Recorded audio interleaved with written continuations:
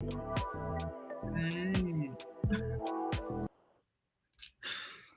What, you didn't like the music? I loved it, but it was missing a voice. I think you should have been singing, or maybe I should have been rapping, but a lot of people might have left by then. So I You don't see how know. many messages I've got about my singing.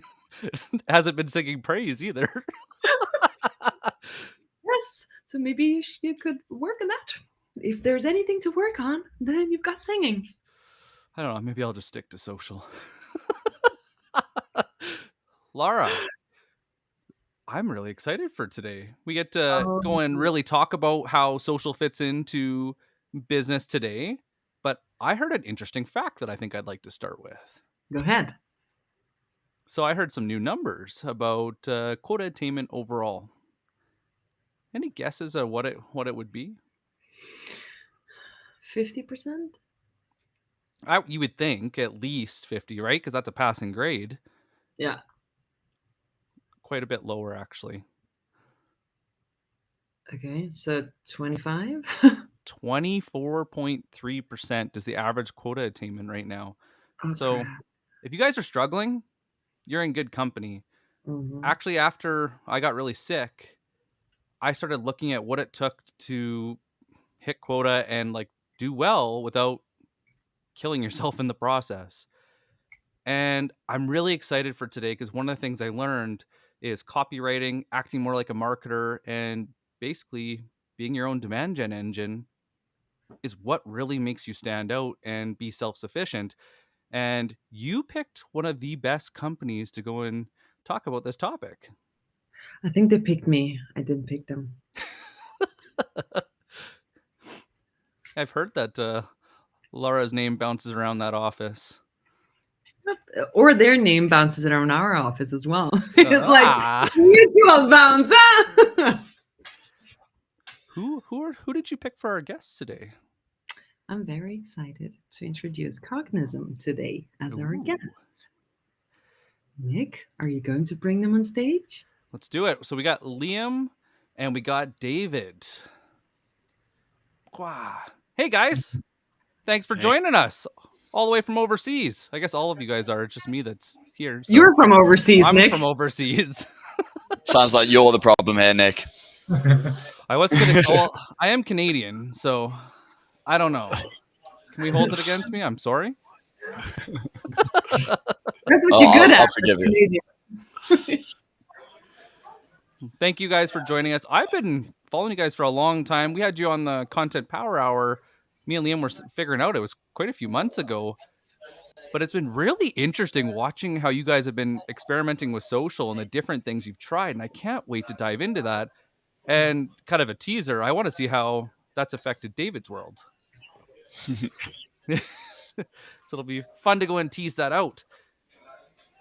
We usually start with a question of the day. Is there anything that you guys would like to know about our audience?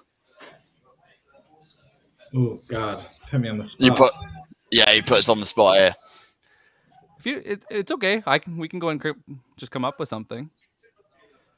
It's up to you guys.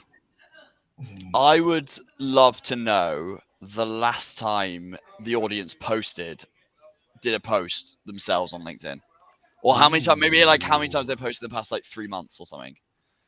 All right, that'd be interesting. That's what I want to know. How many times has the audience posted some original thoughts in the past 3 months? And they've got to be really honest. If it's 0, it's 0, right? But that's what I'd love to know. Let's bounce it back to you, David. How many times did you post in the last 3 months? Oh, here we go. Here we go. Things starting now. Liam would like me to post a lot more, but how many times have I posted in the past 3 months? I reckon we're probably averaging 3 a week. That's good. 3 a week, roughly. There are good weeks and bad weeks, depending on how busy I am. I'd love to be more consistent with it for sure. But I would say, yes, that's what, 12 to 24, roughly about 36, I think, 36 posts. That's very nice. That's good. How about you, Lee? Are you keeping up? Yeah, I reckon I'm probably a bit less than Dave actually, but probably about 2 a week. That's actually, I've set myself, I have a little target that I have to hit, and it's 2 a week at the moment. I just watched David go and take a note. Yeah. All after this. Yeah, the next time you come after me, Liam, I know you're opening it too, mate. It's all about the quality, though. That is true. True. And you've been doing video. I don't know if that holds more weight too, but Yeah, it's interesting that that does slow me down sometimes because I'm trying to get the snippets together as well. I'm not quite sure. It's interesting. I always find that my itchy lose you lose some reach on video, but then I'm still like testing whether it, but then I think more people, even if I think more people actually consume it. So I'm thinking that like, although LinkedIn reports an impression on a text post, I don't know how many people are actually looking at it. Whereas when it reports an impression on a video, I think they might be watching more of it. I'm curious. I'm still trying to figure that out at the moment. But it's not about the algorithm. It's not about the algorithm, is it, Liam? It's about quality of content. Consistency. Yeah, I'm trying not to get hooked on the likes, but unfortunately, it is directly attached to my ego. So, Liam, do you have a Slack channel internally for social selling so you can get that ego like patted a little bit by the internal likes? I like by dropping them in. So don't actually. We used to have like a personal branding Slack channel, and I always used to drop them into my like marketing channel to get the likes up. But actually, I think I figured out like sometimes if you get the internal likes on it, I think you send it almost down the same route like each time, so the same people. So I just think like prefer to sort of test it out organically. It also gives me a better idea of actually whether the content is like flying on its own. So I just had to suck it up. If I'm only getting 10 likes, it's my fault. So yeah, that's kind of been like what I've been going with at the moment. The reason for me asking that, I have heard that people have groups on LinkedIn where they gather together and like each other's posts of the same ones. But I don't know where those groups are. So it's like, okay, we do that internally, but that brings you to the same rabbit hole. So, okay, like the same people will be liking you. But I wonder where those groups are. We want to help you, Liam, and your ego, and mine a little bit as well. Yeah, I need to find some way of notifying all of you. He's posted. Just switch the notification bell on. That's what they need to do. Brilliant post. I actually, Laura,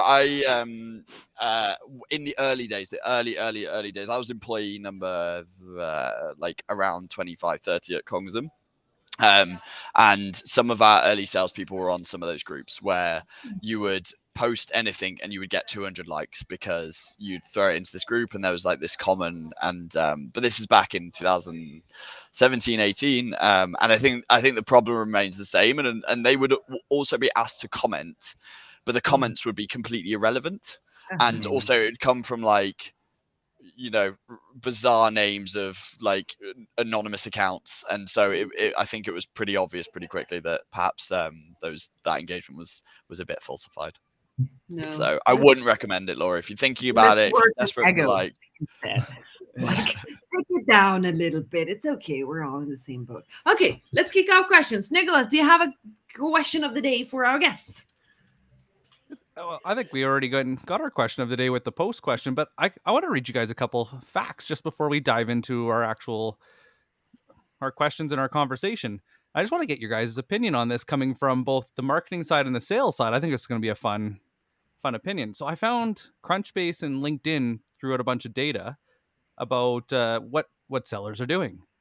So I found it really interesting that right now, top sellers are spending an average of 6 hours every week researching their prospects, which from years ago when I was tracking this actually doubled, which is interesting. So maybe LinkedIn's onto something with their deep sales. Not sure about their branding, but social selling is bigger than ever for good reason. Social sellers are 66% more likely to reach their quota than those using traditional prospecting techniques. What do you guys think? Makes sense to me, personally. But yeah, I mean, it's a whole extra channel, but it's just like, and it's a channel where you can come in and interact with people sort of like content first, and also without the pitch. And I think if you nail it and you're getting that side of it right, then it's a great way for people to be able to open the door and speak to you first, rather than you having to do it's almost a way for salespeople to get people to come inbound to them, rather than having to go hard on the outbound, which obviously has its place, but it's like, if you want a full mix of it to sort of make yourself human as a seller, then I think it makes perfect sense. I almost feel like we're in a world of like hybrid, where it's no longer just inbound or just outbound. It's this like gray area of the two. And this next fact won't be too surprising. 78% of salespeople that use social media outsell their peers. But this next one is the one that I found really interesting, is that companies increase their win rates by 5%, but they increase their deal size by 35%. I bet you if you went and peeled that away, because they didn't give me any more information, I'd be willing to bet that 35% is either inbound or have been following you for at least 6 months. What do you think? I think inbounds naturally tend to have lower ACVs, right? Because they tend to be more competitive because of the nature of the nature of the demand. But I know for a fact that our team, our AEs, for example, are sending our posts to our prospects to give them advice, and I think people start to value. They feel like they're willing to pay more because they actually value the content and the thought leadership that you're putting out there at the same time. And so they're so that you create this loyalty factor, which means actually kind of product competitive advantages means less, or certainly the loyalty for for the thought leadership that you're putting out there is so important to them that people are willing to spend the extra money on it. That would be I suppose the logic that I would apply to a fact like that. Yeah, like it's building that. You can build like trust and rapport on scale with social, right? So and people are always willing to part more money with people that they trust are like a friendly face. So that would be like my sort of same sort of logic and theory on it, I think. I think you see it in kind of B2C creator world, where they make, most of the big creators are making a lot of money off like merchandise, for example. And I think that people are willing to buy their merchandise, probably because they want a new hoodie or a new t-shirt or whatever it might be, but also because they generate they get a lot of value out of the content that is being produced. So I think that would be the parallel that I'm drawing here. Yeah. Too, just being able to ask questions, like in the comments, you guys have questions for these guys. This is the beauty of content. We can and being live is we can answer them live. But Laura, you'd hinted at there was a big question that we had to start with. Well, I have a question turning more back to marketing and social selling, really, because whenever a marketer hears Cognism's name, it reckons totally with demand generation. You talk Cognism, you talk about demand generation, and again, it goes back into like demand generation. You mentioned, David, ACV is lower for the deals that are coming in from marketing side, and sales are running with the rest. So tell me how you see demand generation plays together with social selling to help through that customer journey. So how I would see that those like social selling and demand gen sort of fit together. It's a good question. I think, naturally, influencer marketing on like social, where you're providing value up front, you're giving something away, and you're not, you're almost waiting and building relationships with people until they're at the point that they're ready to buy. So they're actually learning from you. You're giving them something before you're coming in and asking for that demo, or like asking for them to take an action.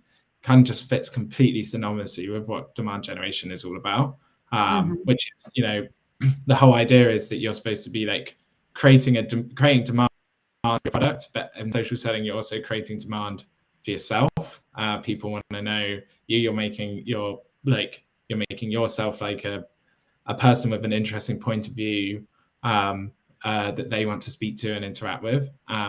So I feel like they work perfectly hand in hand.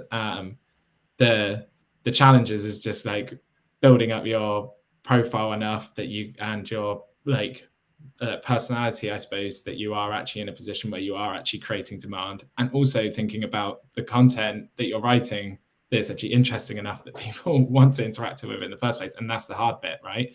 Especially we have at Cognism, we have to say that we have a head start in the personas that we are going after are marketers and salespeople, which we just so happen to be working in ourselves. So we've got a lot to say about it. If you're a sales rep and you're targeting finance and risk professionals, like it's going to be really hard for you to start generating content and build up social selling that is going to appease maybe to that market. So there's definitely, I think, challenges there. But yeah, I think the two just work perfectly hand in hand. Yeah. And there is a question for you, David, as well. Then now talking about demand gen. If a company nails demand gen, like amazingly great, just like you do, can it kill sales development? No, definitely not. Well, I suppose, okay, purely theoretically, yes, if your demand gen was so good that every single time someone needed your product, then they came to you, then 100%. Now we have, as everybody can see, like Cognism has the most amazing marketing team that are doing amazing work on the demand gen side. But I think Liam can attest to the fact that there are still a lot of companies that when they're thinking about contact data providers, in our case, they're still not quite thinking about us. There's a lot of companies that are using our competitors who are very comfortable and happy with our competitors and will just continue to renew with our competitors unless we disrupt them. And that's where I think sales development can come in a kind of more direct way. I think also some, I think often sales development can also create demand in the same way as demand gen can. There are a lot of people out there that don't know about, for example, in our case, that contact data providers are going to be worthwhile, and us having salespeople call them up, have very open discussions with them, educate them in that way. Of course, marketing are also doing that, but there is, we've got fantastic salespeople who know tons about our market and our space and can really kind of consult our prospects in that case. So yeah, so I think in theory maybe, but in practice the two work hand in hand, right?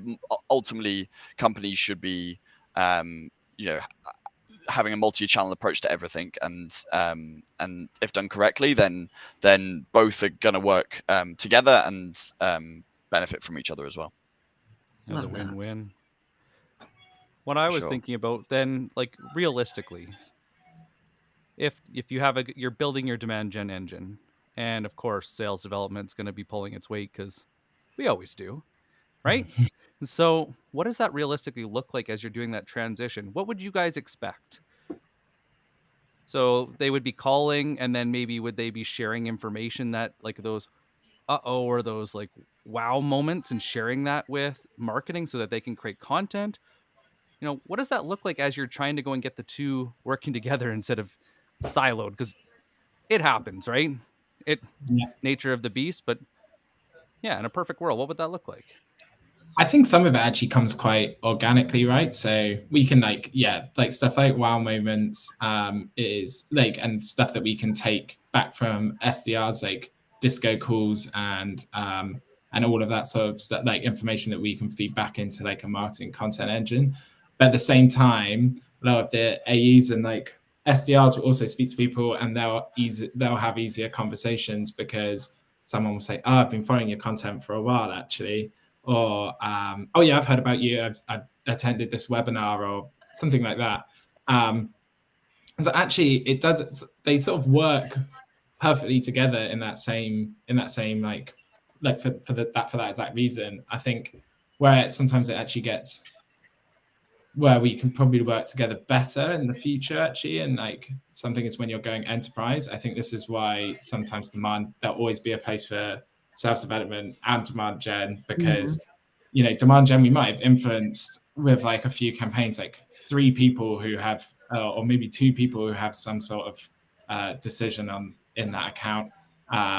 And then self-development's got to go do all the rest, really, to get the rest of the people. And it's fine that we might have got 2 on site, but we need to win over the rest, and not everyone is going to be in all the places that we're trying to reach them hanging out. So maybe the big boss just never goes on LinkedIn and is never going to hear from us. So we need someone to get through to him on the phone.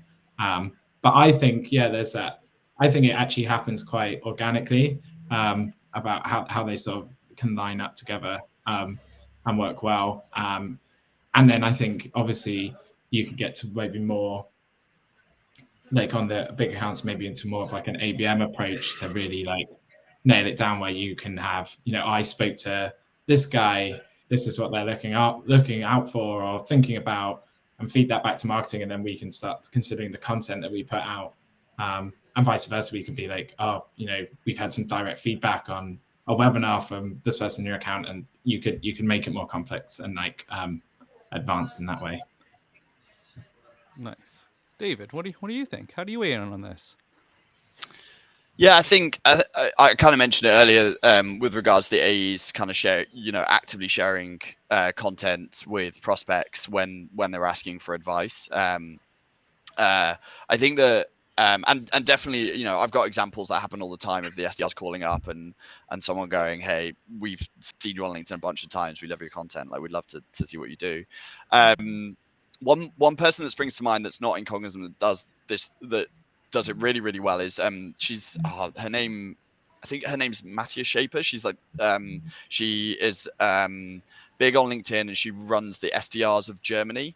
And she essentially what she does is she posts about she basically posts the screenshots of the work that she's doing.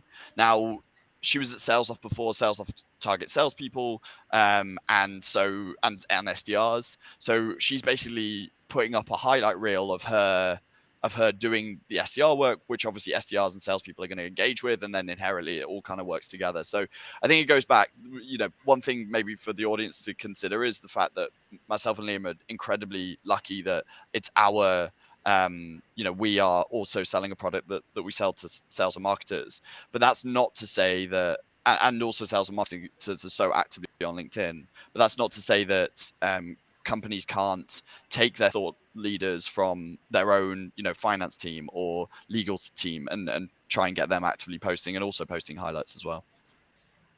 Well said. Did we, Laura, should we go and answer Stacey's question quick and then we'll keep going? Absolutely. I think it's relevant. It's a good one. Mm-hmm. What if buyers aren't on social media regularly? Do you up your email game? Mm-hmm. Why don't we start with David? What do you think? What would you recommend for your team? Yeah, so you have to be where your prospects and customers live, fundamentally. So that, I always say I get a bunch of messages all the time, kind of asking for the targets that we have for our SDRs and salespeople, and I always caveat it with yes, we're making 100 calls a day our SDRs making 100 calls a day, but if I was targeting, for example, someone in risk who is less likely to want to be on the phone than a salesperson who is naturally an extrovert and things like that, maybe I wouldn't be making 100 calls a day, So yeah, I think the key piece of advice I'd give here is test everything, and then double down on what works, but don't stop. In the same way as calling is our best avenue for SDRs. I think for Liam can comment on this, but I think in marketing, obviously LinkedIn is such a fantastic avenue for us in general. But that doesn't mean we're still doing a bunch of emails. We're still doing direct gifting, and Liam can obviously talk about the other stuff that perhaps isn't the best avenues, but we're still doing as well, just to keep a pulse on whether we're missing anything else. So yeah, for Stacey, I don't know what the market is, but I would advise, if email is your best avenue, of course, like, there should be a heavy focus, but I'm sure that some of your market is probably still on social anyway, and so perhaps doing, investing a bit of time, 10% of the week is still worthwhile doing. That'd be my advice. What do you think, And Liam? yeah, I would. I think the first bit of just, you have to be where your customers, like prospects, live and are is the key to it. So we'd just ask them. So we'll just attend customer calls and demos and stuff, and we'll just sit there and listen to everything. And then normally the main question we have is just, where do you get your information from? Where do you like to learn? Yeah. Where do you spend your time? And you find out. And like for us, it's like, it means that we can pick up onto new trends. People start saying, "Oh, spend a lot more time on YouTube now or TikTok." We can pick up, and we know when we need to start investing more time there rather than on LinkedIn. Obviously, a lot of the time you confirm what you already know, but you've got to keep doing that. And yeah, I mean, you obviously pair that together with your own attribution. So if you're sending out emails and you're getting loads of responses, like direct responses, or even just like feedback to them, like obviously that works. That's the only information you need there. But yeah, I think sometimes you'd be surprised as well. People might think there can be a lot of silent people on LinkedIn, so you might think, or on social as well, there's no one here, but they might be like, yeah, I sit and watch YouTube videos all day, but they just don't comment. Yeah. But I feel like when people say that, and they say like, "Oh, my audience isn't on LinkedIn," yeah, but the VP of sales you're trying to call isn't just hanging out at their phone waiting for you to call either, nor do they want you to walk into their office and interrupt their day. Like, I think part of the problem is we're defaulting to old traditions. And David, we maybe won't be friends after I say it, but I think top down is no longer the best strategy. I would say that you're better going bottom up or middle out, building a business case and being ready, because I'd rather be ready to go to bat than strike out and never be able to go back again. Definitely still friends after that, Nicholas. Don't worry. I think. I was wondering with that pause. You're like, yeah. I think it's just been me collecting my thoughts after I'm reeling from that comment. No, I think I totally agree. We do a bottom-up approach quite a lot. I would actually, though, again say it depends. If I was in sales and targeting a smaller market, and we had a massive TAM, then I might just go. I might just go straight to the people making the decisions. But certainly we find that if we're targeting enterprise accounts, then building that business case is going to be super, super important, because if we're only going to get one shot at this massive account, then we want to make sure we're as prepared as possible. Stacey mentioned higher ed, and this is just for you, Stacey, but my mum actually works in higher ed, and in the early days of Twitter, she created a Twitter account and just kept tweeting about the talks that she did and stuff related to higher ed, and she created a bunch of followers. She had she didn't even care. She had 6,000 followers. So maybe you need to go to Twitter and start posting on Twitter. Maybe that's your way forward. Who knows? Make sure you give out your mom's. Uh-oh. We lost her. Or I'll be back. She'll also probably be watching this because she watches anything I'm involved with. So shout out to mum. While Laura's recollecting, I just wanted to go and ask, and I can't actually wait to hear the dynamic between the two of you, because I have a pretty strong opinion of this. Why did so many companies get content wrong? I think one of the main things is I could actually just probably do an hour long on this on its own. I think even starting with what you were just saying about going top down, I think you need to think about your content in all levels. So we've started to think about this, bottom up, middle out, top down. Who's your content serving and who are you writing it for? I don't think companies come enough with a point of view or authority as well. So again, I think you can get like a content manager, marketing manager, just writing the content, but then that you haven't got the authority that you need on the content from maybe a subject matter expert, or even better, like an influencer. So like I would say a subject matter expert and an influencer, they're not the same. One is an expert and the other one is an expert with an audience that follows them and cares about them.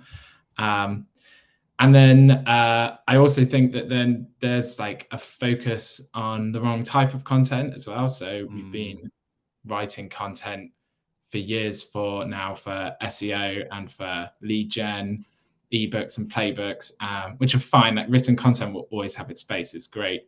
But I don't think then there's enough focus on what content works in social and platforms like that, which is obviously largely you can have video and things that are way more interactive as well.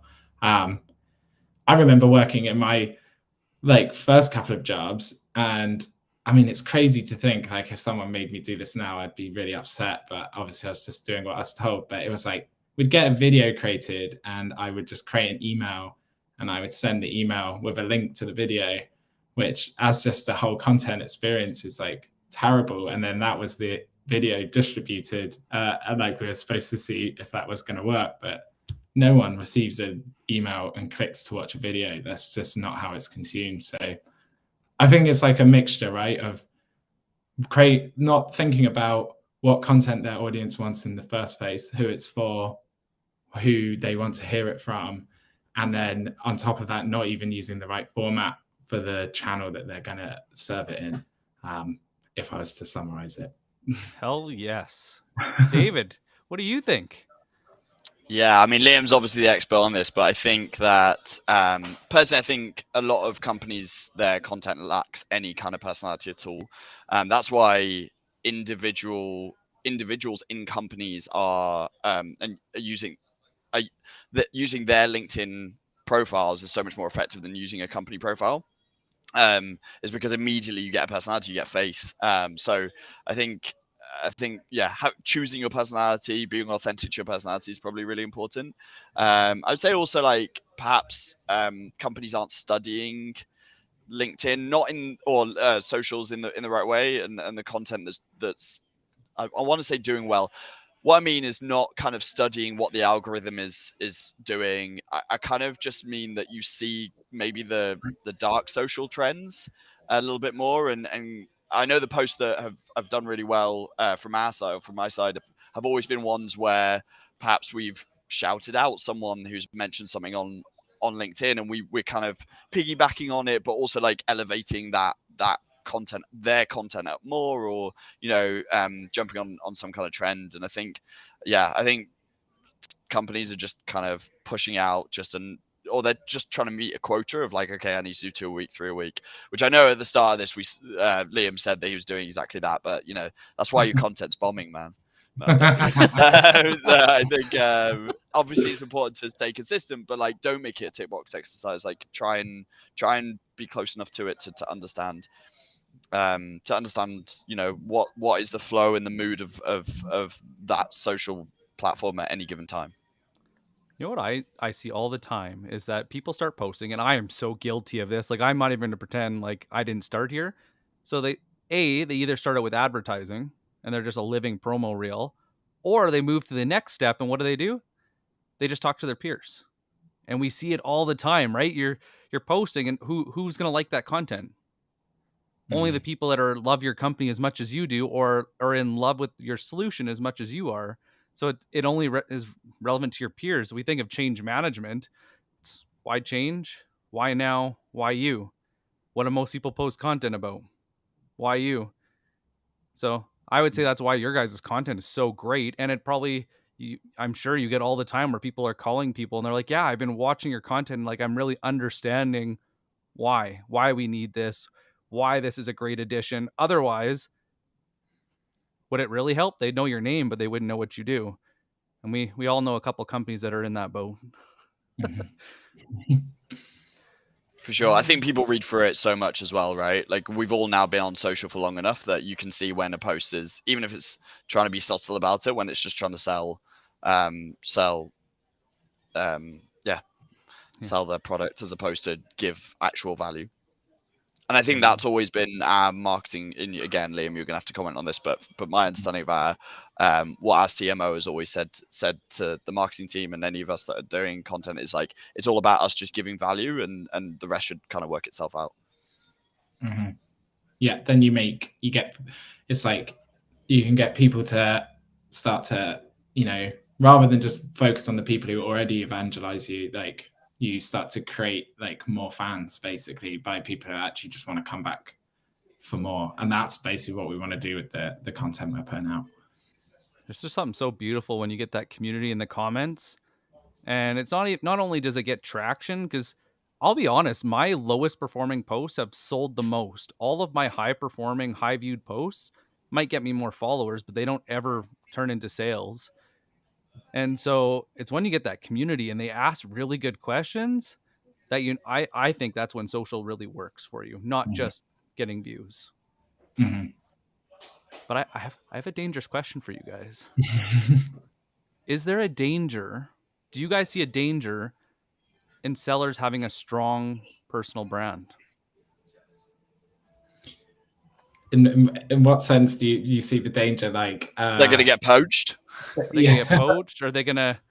Well, I see it all too often too, where somebody will start selling their own thing or side gig over top, be higher focus. But what do you guys think? Like, is there a real danger, or what would be your guidelines that you would draw of like, this is a great investment for you and the company versus just you? Yeah, I've got some thoughts on this. I think so I think in my case, I mentioned at the top of this that, I have good weeks and bad weeks in terms of posting. And I think a lot of that is down to, and Liam and the team know this, is that like really my priority is still in my team and the day-to-day of my team. And I will prioritize, training a member of my team over doing something like this or doing, writing up a post. And fortunately, I'm super fortunate marketing can like support me in a lot of ways to make sure that I can keep pushing stuff out for my followers. But that will always be my priority. And I agree with you, Nicholas. I think there's there are people that perhaps end up struggling in their jobs because they're more maybe they're more focused on their social and their own presence. And I think also sometimes you see people hired just on their LinkedIn presence, which sounds really good, but if they get in role and then, like often they get found out once they're in role. So totally agree. I think there's a second piece here in terms of companies being worried about elevating their people because perhaps they might get poached, right? That's I think if anybody is out there and worried about that, that is totally selfish, and you should always be elevating your people if you can. And because if ultimately, there will always be a net reward in time. I can think of, we had a situation, and I won't name who, I won't put names on this, but we had a situation where we had one of the members of the team perform unbelievably well. We had this crazy incentive where they won a Rolex, and they posted online about the fact that they won this Rolex, and they were super happy about it. And then they, and this is a shout out for anybody that needs an SDR job. We've done those kind of incentives in the past, and literally on the back of that post, or like our understanding of things is on the back of that post, a company approached him and said, "Hey, we know you're the best performer at Cognism. Like, we'd love to kind of have a conversation because we'd love to hire you." So I think there was a little bit of like, I'm a little bit worried about, shall we stop this kind of activity, not get involved in the award ceremonies and things like that for like individuals. But the reality is ultimately, if that's the best decision for that individual, then that's the best decision for that individual, right? And that, it's up to the individual to ultimately make the decision. So, but we should always be elevating our people where we can. Well said. I also think the idea of like someone leaving and then they've built up a profile, they've done all this great content and work, and then they leave, and then, or they go do their own thing, they take that audience with them. It's like, again, I would say that I've had to think about this with anyone who's like an influencer. You can't really worry about that, because over that time, what you have done is their audience won't forget about you. If they're highly engaged, they're still going to remember the positive affiliation with the brand. There'd be a pretty bad influencer in their new gig anyway if they then just went and started bad mouthing their previous company or something, which they probably therefore won't do. And the most important thing about the whole thing is content as well. So if they've created a load of content that you've been able to lift up, you can lift off, you can then just recycle so much of that, put that quotes through blogs, use videos that you would have recorded with them for like that whole time, and you can make use of all of the content again over like a longer period of time. So yeah, you'll lose the audience, and maybe it's a bit sad, but like you just can start all over again with someone else, but still have a lot of like stuff that you've had from them doing so well at it. I think if you just don't play with their quota for reasons other than you just want to bump it up, I don't think people will leave if they're happy and they get the support they need. But yeah, that's 100%. My own opinion. So if people are getting started, I know we get this all the time.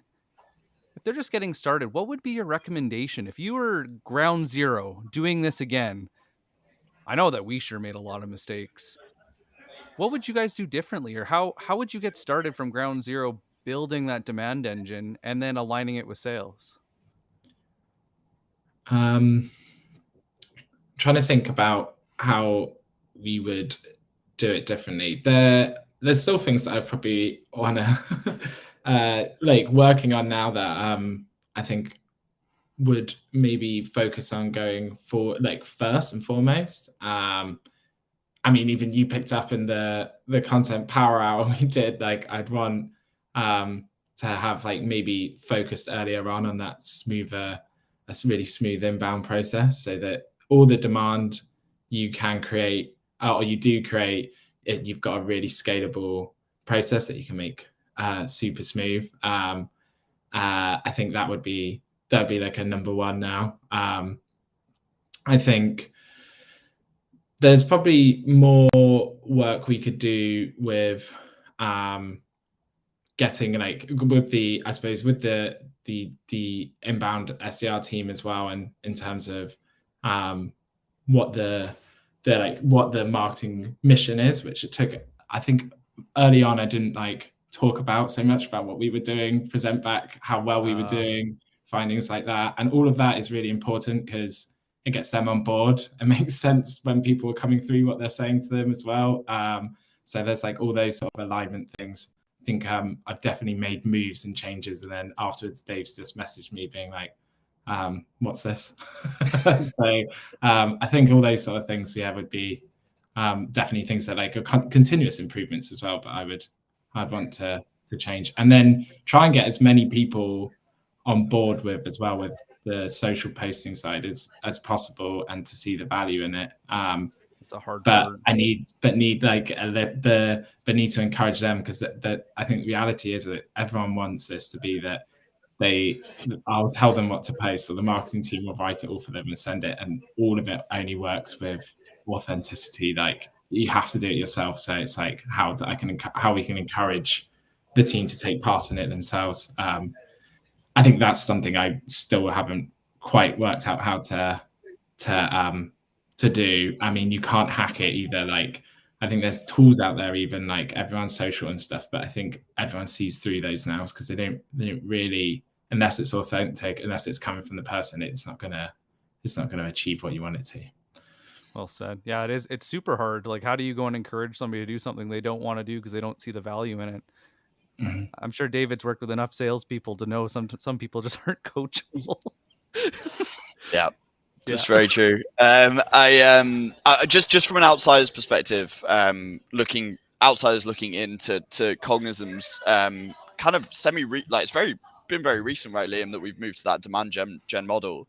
I think one thing that Liam, Alice, Fran, and the team have done incredibly well was kind of brief the sales team and the sales leadership team on what the impact would be on us switching to this demand gen model as opposed to the MQLs.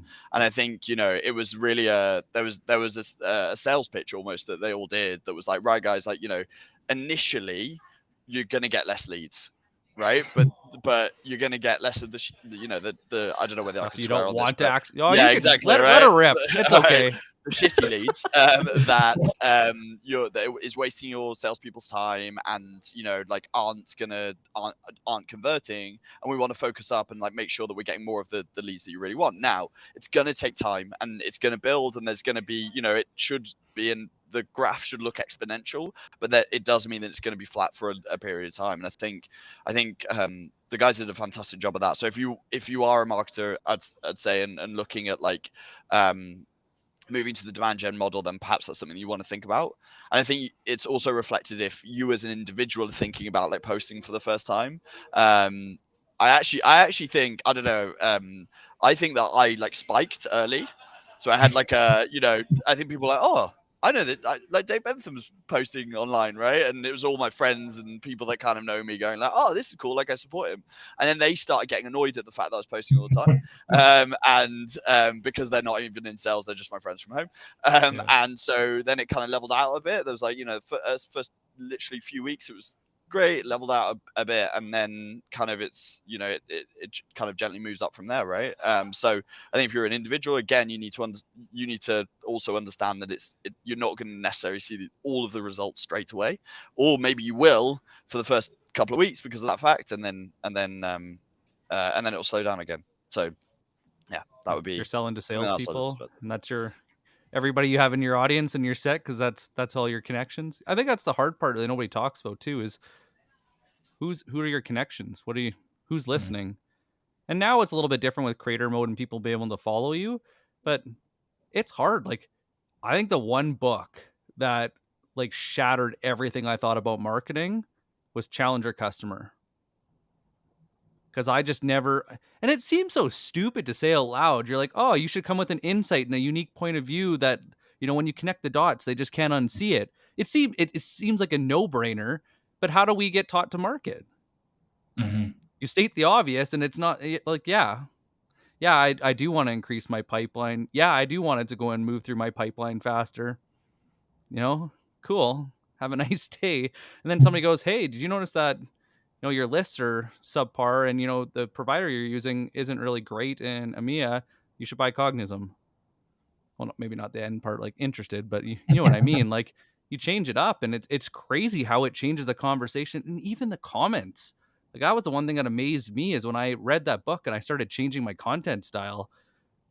And that, I will say, if you're struggling to write, it's hard. Mm-hmm. Anne Hanley's new book, Everybody Writes. Have you read it, Liam? No, I haven't. No. Highly oh man, she just destroyed everything I thought about writing. It's so good, and she's funny. So if you guys want to get better at writing and you hate reading writing books, this is not the same thing. She's really funny. She cracks jokes, has a great sense of humor, and it breaks up the text, so it's not these big walls. But yeah, it's just, that was the one thing I noticed, is that it was a huge unlearning curve to get started. And it wasn't a couple weeks, it was months, if not a better part of like 2 years, to go and unlearn all of the bad sales habits, bringing them to marketing. Yeah, I think it's massively, it's like, it's all about the consistency of it. And I definitely had the same thing as Dave, in that I just had, at first, all my posts did really well. I think it was a combination of my friends liking it and then quickly getting sick of me. And then LinkedIn also, maybe, I think LinkedIn does like a little bit of like, tries to encourage you to begin with. That's my theory. It's just like, oh, go on. And then they just all completely dipped off and crashed. And yeah, I just thought, but you have to like keep at it. And then slowly I started to think, see that, you know, you're starting to build an audience of the same people that are coming back. then there's this other benefits that start happening. You know when it's starting to work because you'll see the dark social stuff. You'll be tagged in things, and like the first few times you're tagged in something as someone finding what you said was valuable, I think that is extremely motivating. Then you get started getting invited on like webinars and like podcasts and stuff, and then it all starts to like, it's like becomes, you know, exponential. It just all starts to grow. So, and you just got to get through that little dippy period, which you see, as you literally see in when you do demand gen marketing for a company. I've actually got a graph where it goes like this, down, flat, of like inbounds and sort of pipe, and then just pings up. And it's because it has to all scale together. And it's exactly the same with your followers and stuff as well. How long did it take before it bounced back? I know it's not gonna be the same for everyone. I'm just curious for you guys. Yeah. So the general rule like is like plus, it's what is it? It's about plus what is it, 2 of your sales cycle. So obviously if you've got like a big enterprise, it's like 9 months, it's gonna take a while for you to see the results, and that's why you've really like gotta, like, if you've got a long sales cycle, you've got to set it out. Fortunately for us, like especially on inbounds, so I'd say like our sales cycle for like for commercial, like SMB, would be set around 3 months, but for actually inbounds, when people are coming in high intent, it's about a month. So you can actually see you can see that turnaround quite quickly for us, but it's taken longer on those enterprise inbounds to come in, and it's still kind of waiting around for that spike. But yeah, you have to have that patience. That makes sense. And then you got to go and tie in David and be like, so guys, I don't know if you want to go and download that or get that parallel dialer now, but you're going to have to pull some weight for the next 6 months more. It's true. It's 100% true. And that's maybe we mentioned at the start why doing sales development in parallel with this is so effective. Is like there are some times that we can pull away. I think I'm sure this is fine me saying, Liam, but like, at the start of the year, we had some like big predictions on that our marketing team could pick up a lot of the smaller businesses that were coming in, that were higher intent, and that was our best way forward. And I think we realized pretty quickly that like it was going to be difficult, and so we, sales development, we pushed a bit more back to sales development to pick up as marketing scaled. So yeah, 100% true. Yeah, you gotta have that balance. Curious when it comes to, what are you guys' thoughts on comments? I know I'm curious, David, for you in particular, like what you encourage for your team, because I talk to a lot of sales leaders and managers, and they say commenting is playtime. They say it has no place in sales, and I just do not understand it. Who are you speaking to? Can you name names? Should we drop them in it?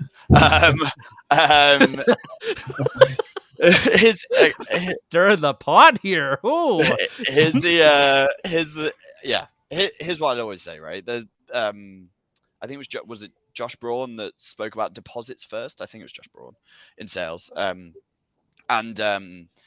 his narrative in terms of selling was kind of, if you kind of don't sell to people, but you add value in their life in some way, then you're gonna, in the end, or that'll help kind of speak to them. So I think he spoke about sending them like a blog, a relevant blog on LinkedIn as a way of opening up the conversation or asking them the question first.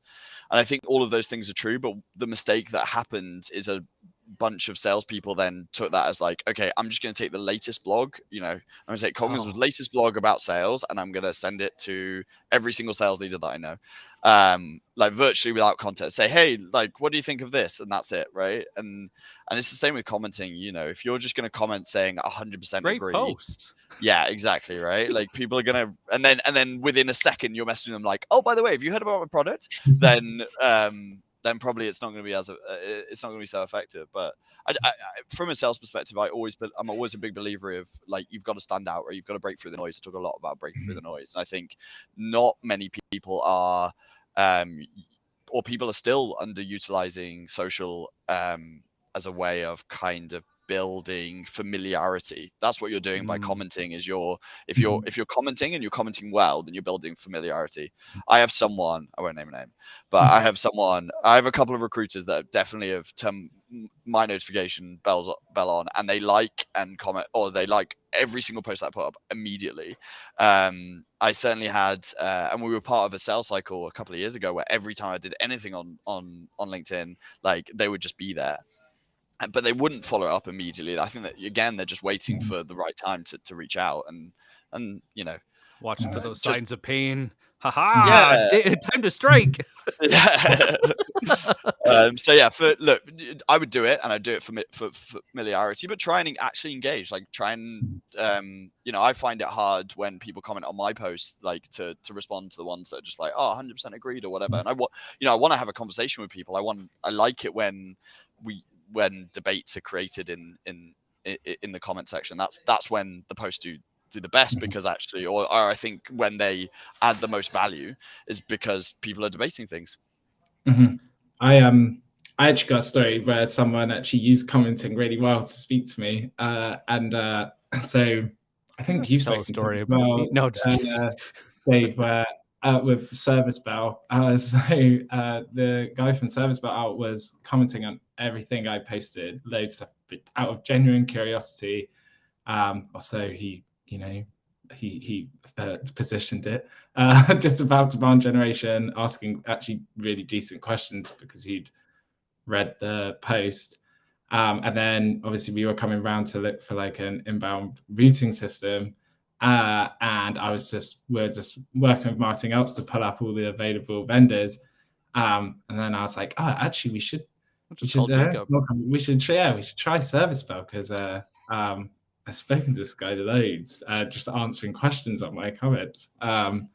And that was like purely it. And then by the time we spoke, actually speaking on a call, I was like, I feel like I know this guy already. But Liam, I'm really, really hoping as a salesperson that you went directly to the salesperson that was commenting and not through the demo form. No, I did, because Nicholas actually pushed him back my way. So I went straight through him. We didn't go through Derek. He got that outbound. Good. Yeah, go back through the form and then. Oh, wait, didn't I? Oh, yeah, we actually bought. That's always the best conversation on follow-up. Hey, David? For sure. I just noticed that we're time and I want to be respectful. Do you guys have do you want to, where can people follow you? Is there anything you want people to go and check out after this? Any asks of the audience? Well, if you want to know more about demand generation and just marketing in general, I'm always posting about it. So yeah, feel free to follow me. I'm posting regularly and always looking for feedback and comments anyway. But yeah, that's I'm also, if you're also interested in anything demand generation, we do like a series called Demandism, which is like out, which we put out every month. So yeah, come attend those as well, and we can answer the questions directly. He's got wicked videos, great content. Make sure you get in his comments and don't bitch slap him. Yeah, and on my side, if you're doing any kind of outbound sales or sales development, then feel free to follow myself. I'm posting semi-regularly. I need to be posting more regularly. I've been doing this I've been managing teams of outbound salespeople for the past 7 years now. So hopefully I kind of can add some value. And then I just want to, I hate to plug, but Nicholas mentioned earlier that we're a mere contact list vendor, but I'm sure, Nicholas, you have a bunch of US followers. So I just want to mention that if anybody even like slightly is thinking, oh, Cognism contact list vendor, we're worldwide. So that's not a sell, that's a correction. All right. So that's allowed, right, Nicholas? I can get away with that. If you guys want to prioritize your list and not just call people blindly, I'd recommend checking them out. They'll upgrade your sales process. Thank you guys for coming on. Really appreciate all this wisdom. Hopefully Laura will be able to go and tag in. I don't know what happened, but I feel like internet gets the best of us at the worst of times, just how it works. But thank you guys. Really appreciate this. Make sure you guys follow them. And if you have any questions for them, get in their comments. And we'll see you on another episode. Take care, guys.